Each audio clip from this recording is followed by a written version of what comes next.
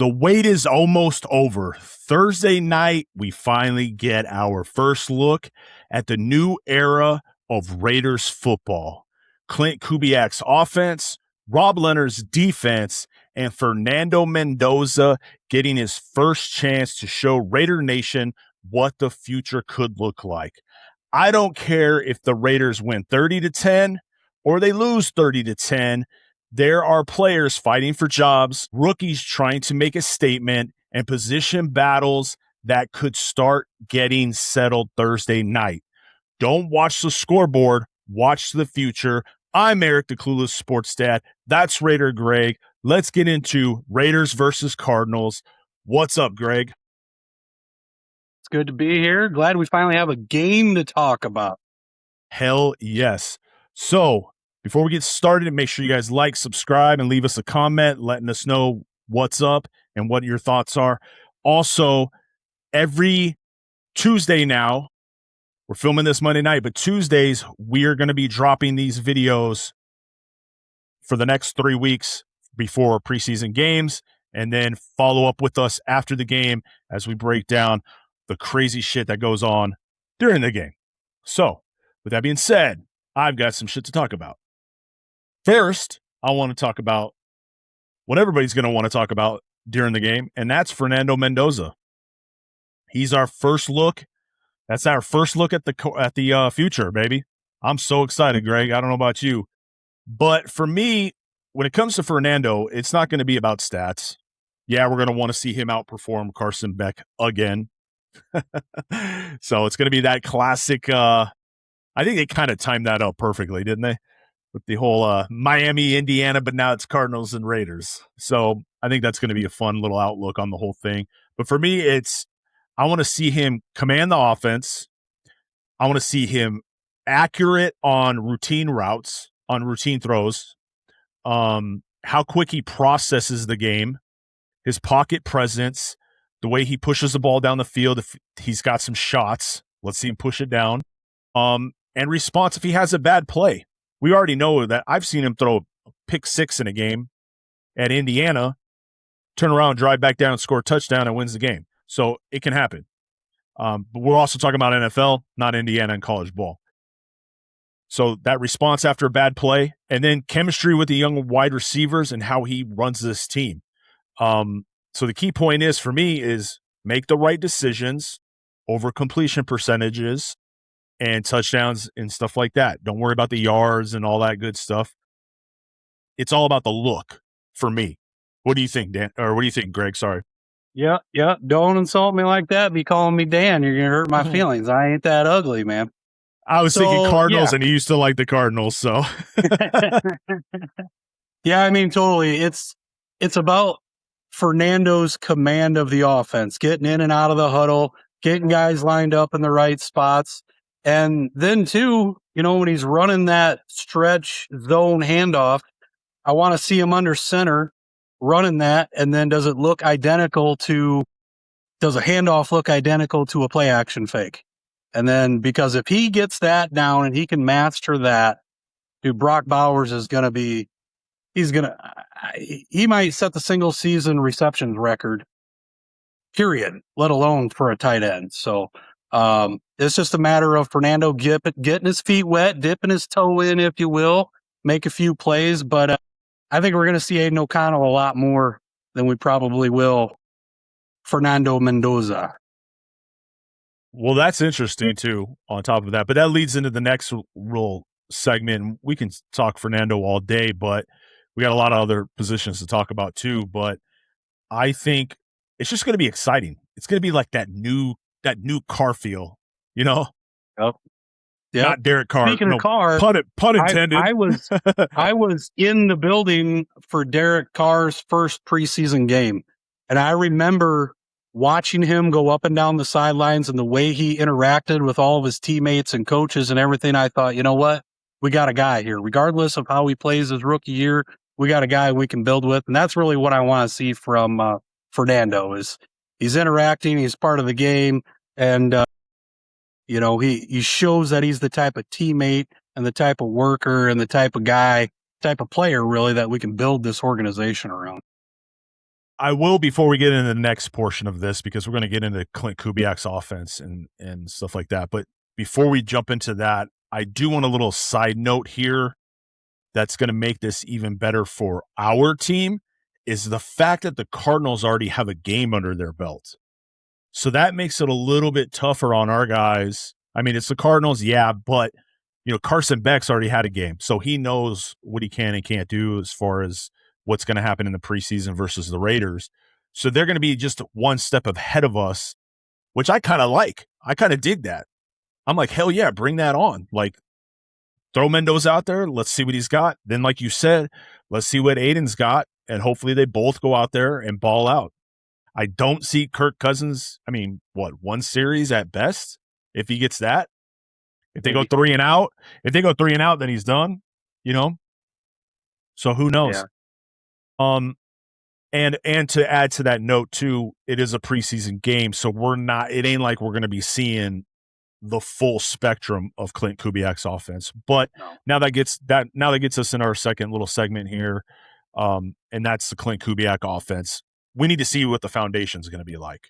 Raider Nation wants to know, what does this system look like, and is this system going to make Mendoza's job easier? I know we're going to talk about Kirk Cousins. We know it's going to make Kirk look, he's older. He's been in this type of system, but will this system fit Mendoza, man? That's the biggest thing. So for me, it's those outside inside zone concepts. It's the pre-snap motions, the play action and bootlegs, like you were kind of talking about with Mendoza. Heavy personnel packages, which I'm a huge fan of. The running back's involvement in the passing game too. And then you got shots created off the run. That's going to be huge. Is he going to show some of that like you talked about? Is he going to let us see a sneak peek of that? And is the identity of this offense and this team, the whole team overall, is that going to be visible to us fans? Because we need to see it. We're tired of this losing streak, per se. The atmosphere has just been horrible, and we want to leave the game feeling proud as a Raider Nation. Even if we lose the game, even though I don't care if it's preseason, I still want to win that shit. But we want to see big things. So what do you think about that? Yeah, absolutely. It's about being competitive and making plays. Don't be afraid to make a mistake. Just go out there and make plays. But I mean, on the offense and the defensive side, you're going to see vanilla pudding. Like, nobody's really going to show you a ton. It's going to be very basic. So with that being said, it's about executing. Like, are guys making the proper steps? Are they making the proper reads? Are they going to the right landmarks? What have you? So I think from all the tea leaves you read and everything you hear coming out of Vegas, this is a different vibe. It's a different feel. Everybody's talking about how everybody's on the same page and practice is scripted down to the minute. Everybody's got a job to be doing and they're all doing their job. Everybody's accountable. And, the little skirmish between Kirk and Max, I love that shit. Because what that tells me is that they are competing.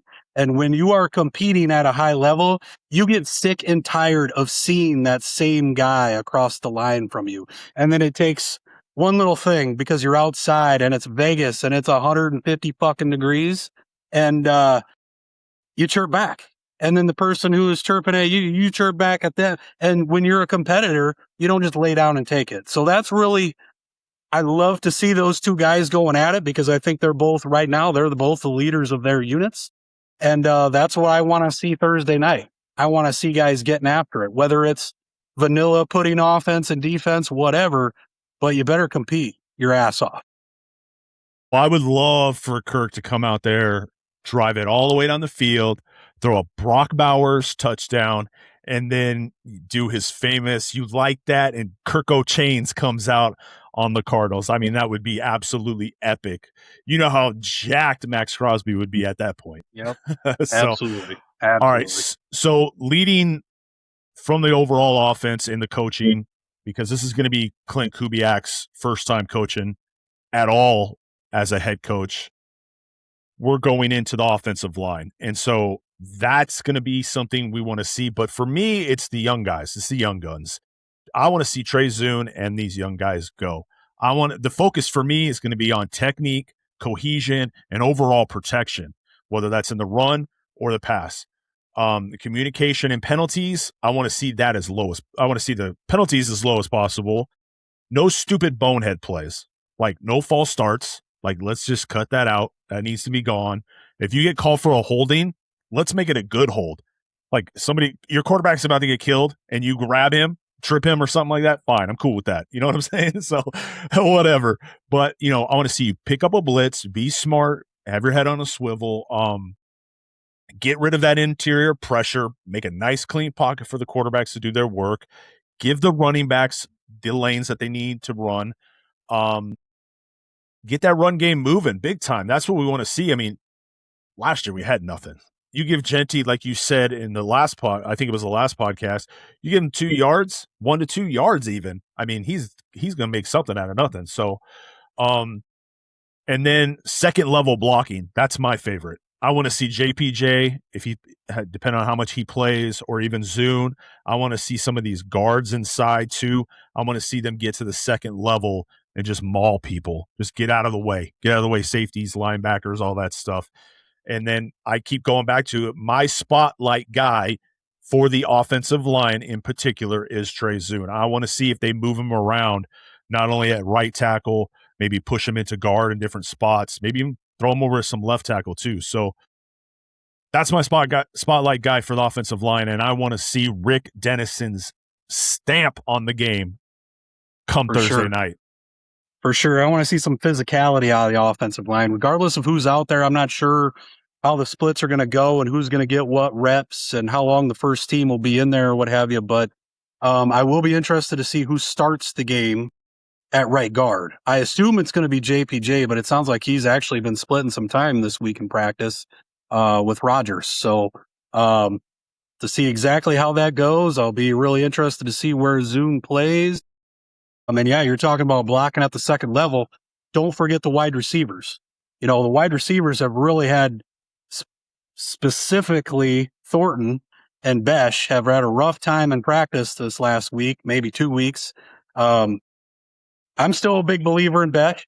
Like, especially once you get in game action with the pads on and the real bullets are flying, I think that's when you're going to see him take a step forward, because I think he's a superior blocker than especially a guy like Thornton. But hey, Benson's outplaying him to this point. Benson's been the guy. He's been that number 3 guy behind Tucker and Naylor. So we'll see how it goes. I mean, like I said, I'm a big Jack Besh guy. I'm rooting for him. But he's got some work to do for sure. So that leads us into the next guy on my list, which is Malik Benson, which is great segue. For me, it's show me the speed. I mean, man, we've been hearing it. We've been seeing him catching passes in practice. I mean, I want to see separation and release. We talked about that with Trey Tucker, but I've heard great things out of camp from him as well. I want to see him break some deep routes. I want to see some targets down the field. Raiders have not really shown much of that in the past, even though we've had those speed guys. Let's take some shots, baby. This is preseason. Let's have some fun. Let's get behind the defense and let it rip. And then maybe some creative yak opportunities. We talked about this before when we were talking about the wide receiver position. And it is kind of funny we mentioned Jack Besh and Thornton, and we did like a whole episode about how we think Jack Besh is going to have this epic, and then all of a sudden he's crapping himself in practice. Like, I was like, oh my gosh, you got to be kidding me. But I too am still a believer in him. But it looks like it's going to be Trey Tucker, Naylor, and Benson as the 3 wide receivers, and then you've got Brock Bowers and Mayer as your tight ends. And then we'll get into the running backs in a minute, but yeah, like you said, yeah, I want to see Benson block.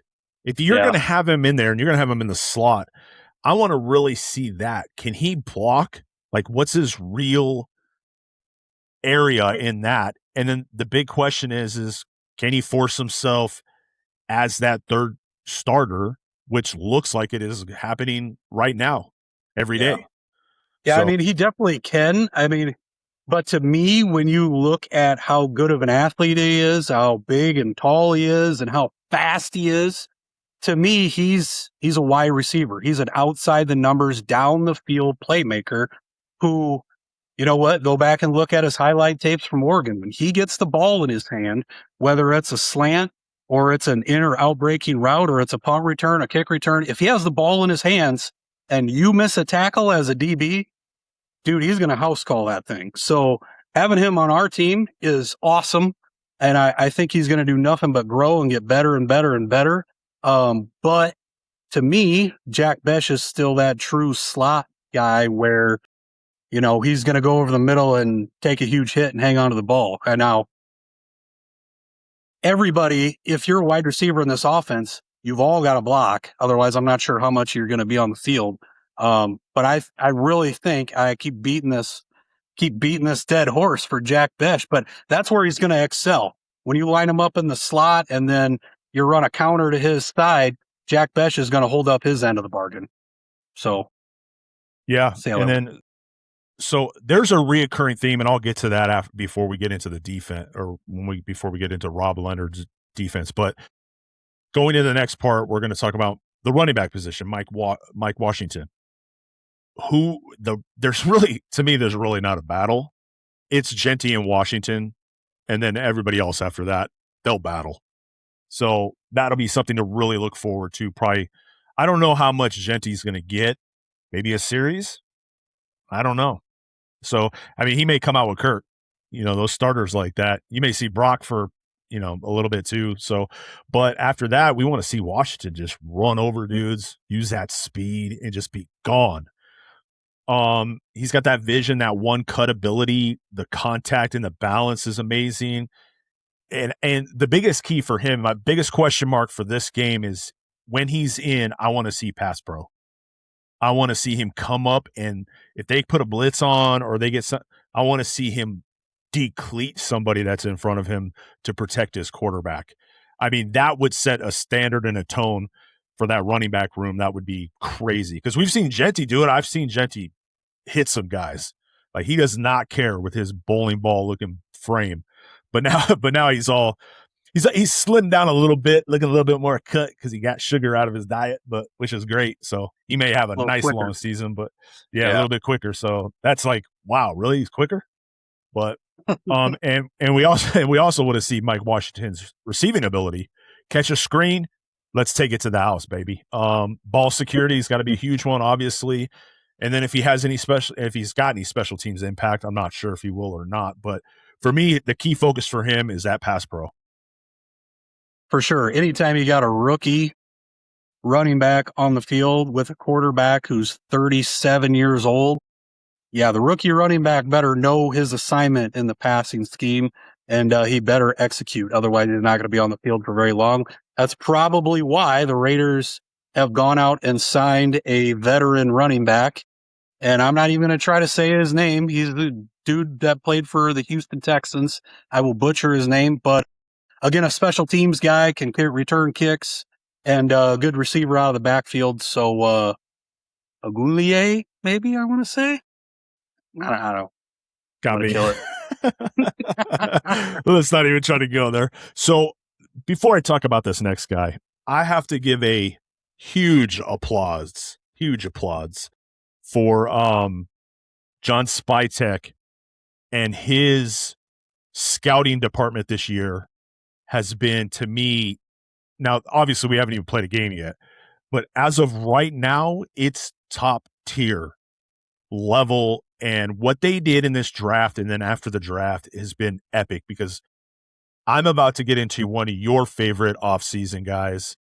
But before I do, let's just talk about the last couple guys we talked about. We talked about Trey Zuhn, Malik Benson, Mike Washington, and now we're going to talk about your guy, Hezekiah Masses. I'm just going to call him Masses. I can't. Hezekiah. There we go. Hezekiah. Or Kai or Hezi, baby. Let's go.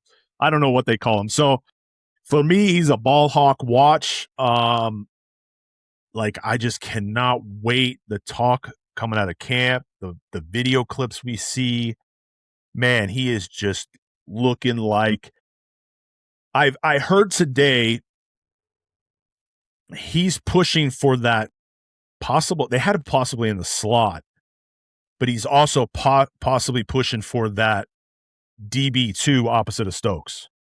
Yep. So already. And now where McCoy falls in this whole thing is going to be another subject, because I think they're kind of trying to. McCoy is still to this day my steal of the draft.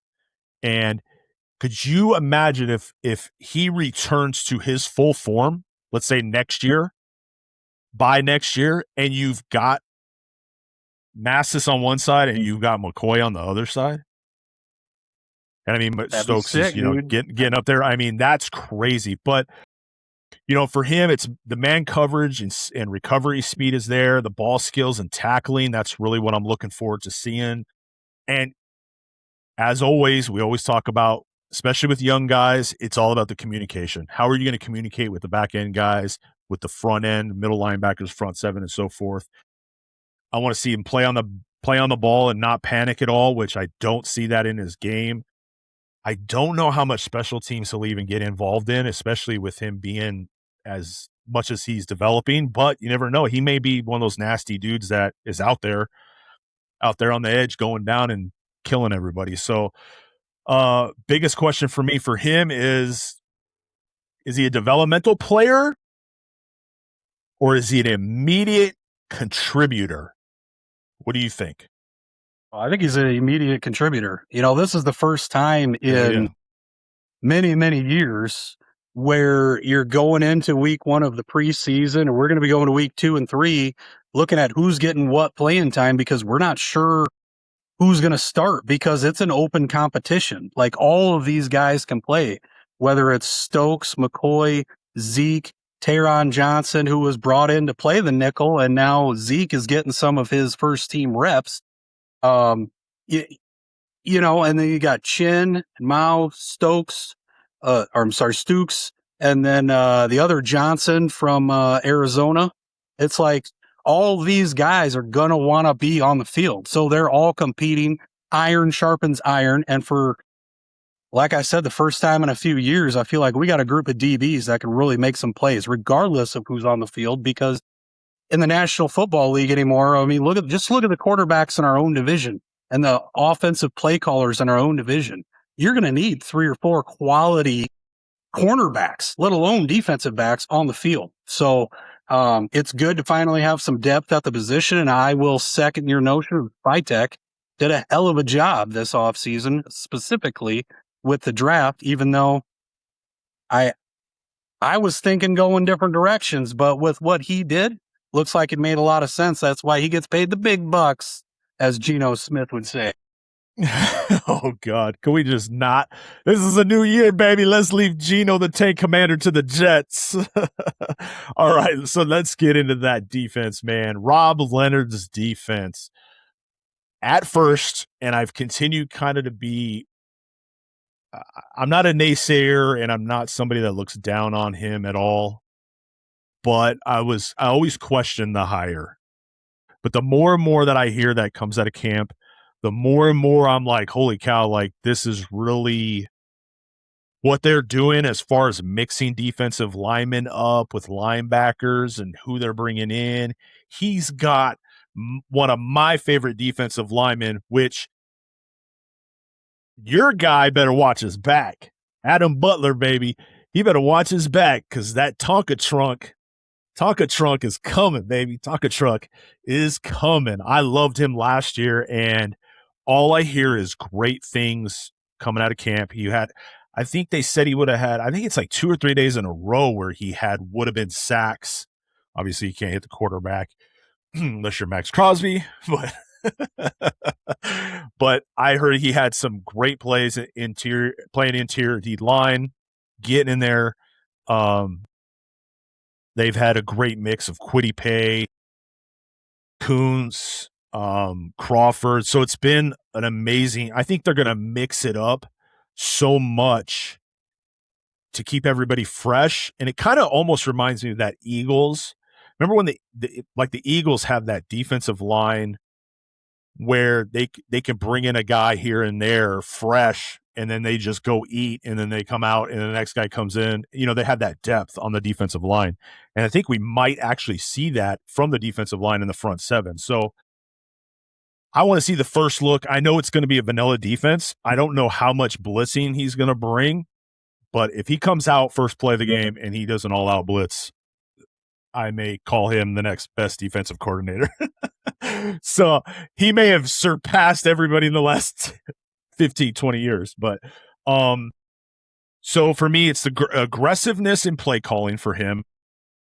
It's, can you design up that pressure that me and you want to see and look forward to seeing? I want to see the mixture of the defensive fronts, 3-4, 4-3. Where's Max playing? Who's next to Max? That kind of thing. Somebody's dropping, somebody's coming from the second levels, and even the third levels, like man versus zone. Are we mixing it up? Are we just sitting back playing cover 3?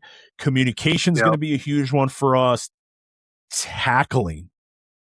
I know it's very hard, and it's gotten the CBA and the NFL. This is what's destroyed football, is that, and I understand why, because they're trying to protect players from getting injuries, but still, players are still dropping like flies all over the league. But tackling has become an issue with the Raiders, specifically in the last few years. But pursuit too, as well. Setting edges, that's another one too that I didn't have on my list, but I just thought about. And guys like Kuntz and Kwity Paye and even Crawford, like those are guys I want to see set the edge. Let Max come from the other side of the field, depending on how much time he's got playing against the Cardinals, which I don't know. It's Max. You may never get him off the field. He may be playing against the 4th and 5th string guys. So my big takeaway and my big thing for this defense is, are they going to play fast and smart football? Yeah, for sure. I mean, a couple things I'll touch on, like you mentioned it, communication. I don't think you're going to see an overly complicated scheme just for this first preseason game. It will be pretty vanilla, but at the same time, there's still a certain level of communication, especially when you're talking about super young defensive backs, whether it's Chin or Palomau. There's got to be a lot of communication about who's going where and who's taking what zone. But then too, the sub packages, which I'll be watching that a lot on the offensive side too. We didn't mention it with Kubiak, but just the subs coming in and out. Does everybody know what packages they're in and when they're supposed to be on the field, and when they're in X package or whatever it is, do they know what their assignment is? Are we wasting timeouts because guys are getting lined up wrong? Like, those are all things that, as Raider fans, every time we have a new coaching staff come in, we got to watch all these growing pains for the first preseason plus 2, 3, 4 weeks into the regular season, all the pre-snap penalties, all the stupid motions, all the, none of that this time. All right. From the word go, let's have all the I's dotted and the T's crossed, and everybody knows what's going on. And that's what it sounds like is going on at practice. So you never know though, until you got the live dress rehearsal, you get out on the grass, and you prove it that everybody's together and knows what's going on and knows their playbook. And this is big boy football again. We're playing for the fucking Raiders, not some Kiwi ragtag team here. Let's go. Hell yeah. I'm so excited for this. I don't know if it's preseason. And like we said in the last podcast, it's preseason. We're this excited. It's crazy. So yeah, it's like at every level, you kind of you're going to be glued to the TV from the first snap till the clock hits 0. So, but no, I don't think it's really sad to me. I mean, I think even if we were a winning organization, we'd kind of be that way too, because you want to see who's up and coming. So I have a new segment I'm surprising you with right now. It is called the Clueless Sports Dad. So CSD Dark Horse. Okay. We're going to do this every week, and we're each going to pick one dark horse player to watch. Okay. To focus, who you think is going to be your dark horse player fighting for a job. All right. We're going to pick it now. We're going to do a recap on that player later on and see who got the better pick. Of course, it's going to be me because I'm better, but no, I'm kidding. So, no, it'll probably be you, man. That'd be great. So, my dark horse player is somebody we haven't talked about. We barely talked about him a couple episodes when we talked about the wide receivers. And it is going to be Chase Roberts out of BYU. He is my dark horse candidate for this game. I could see a dude like him. He caught an amazing pass with real sticky coverage.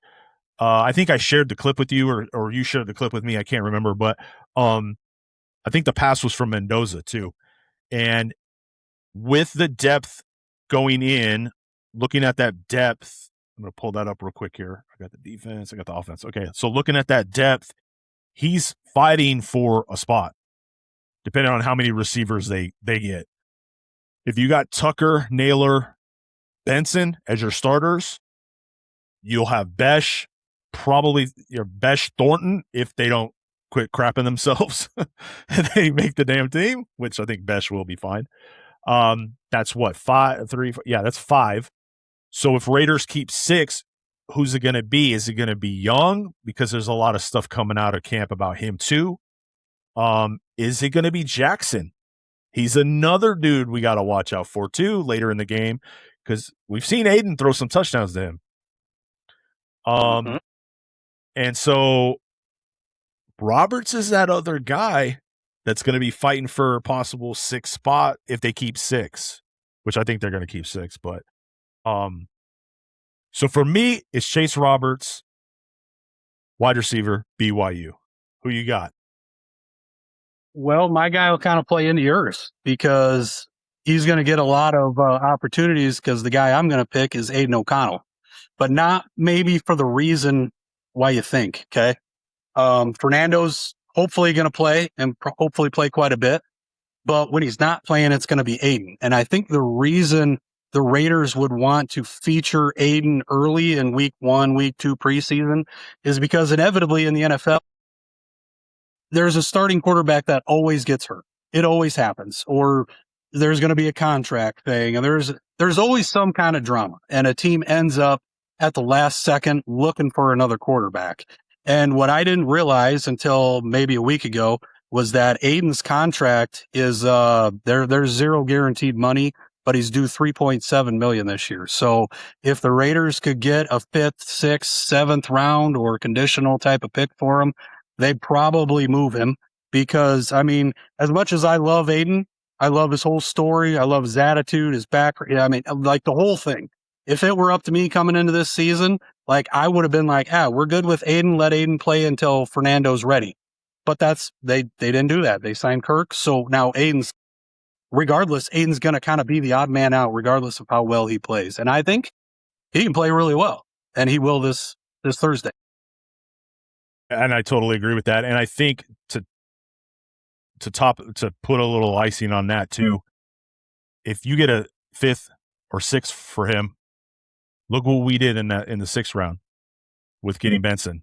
So I mean, Spytek can make that work. So I'm like full go with Spytek now. I'm like, holy cow, this is the best GM we've had in many, many years. So, and I just want to put this out into the atmosphere. Maybe something will come of it. You know who drafted Aidan O'Connell was that guy named Josh McDaniels. Hate to even say his name, but they have a log jam at wide receiver right now.